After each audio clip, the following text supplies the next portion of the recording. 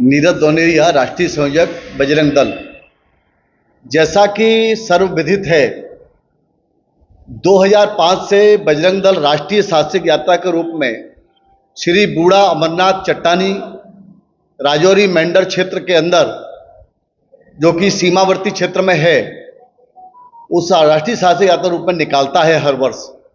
संपूर्ण देश भर से बड़े पैमाने पर यात्री बजरंग दल के कार्यकर्ताओं के माध्यम से आते हैं। इस वर्ष वह राष्ट्रीय साहसिक यात्रा 27 जुलाई से और 7 अगस्त तक उसकी तिथि निश्चित हुई है।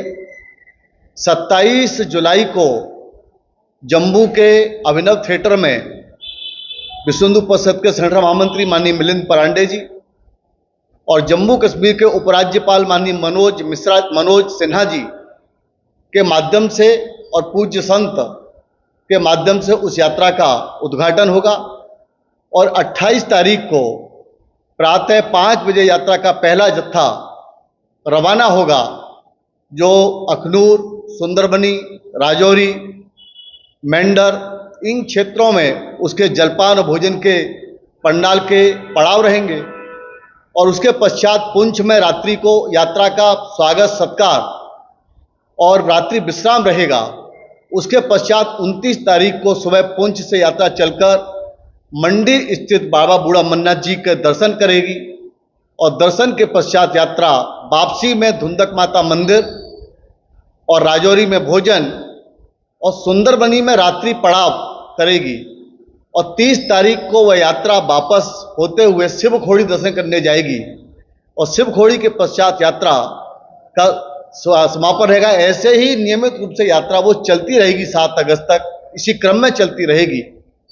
संपूर्ण देश भर से यात्री आने वाले हैं, बड़े पैमाने पर आने वाले हैं, क्योंकि यह राष्ट्रीय साहसिक यात्रा के रूप में है।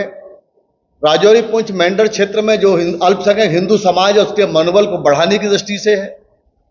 आतंकवाद के दौरान उन सबका पलायन करने को जो बाध्य किया गया था, उत्साह बढ़ाने की दृष्टि से और अपने जीवन मूल्यों को, मान्यताओं को, परंपराओं को मानते रहे, इन सब दृष्टिकोण को रखकर के यात्रा प्रारंभ की गई थी। आज वह सफलता की ओर है। आज लाखों की संख्या में यात्री उस यात्रा में जाने लगे हैं और इस वर्ष भी लाखों की संख्या में आएंगे। पूरे देश के अंदर से संगठनात्मक 50 प्रदेश प्रांतों से यात्री आने वाले हैं। पहले दिन का जो जत्था जाएगा उसमें गुजरात, बिहार, मध्य प्रदेश और कर्नाटक प्रांतों के जत्थे रहेंगे। इस प्रकार से पूरे देश से यात्री आएंगे। इस यात्रा को लेकर के ही तैयारियों के संदर्भ में आज की प्रेस वार्ता।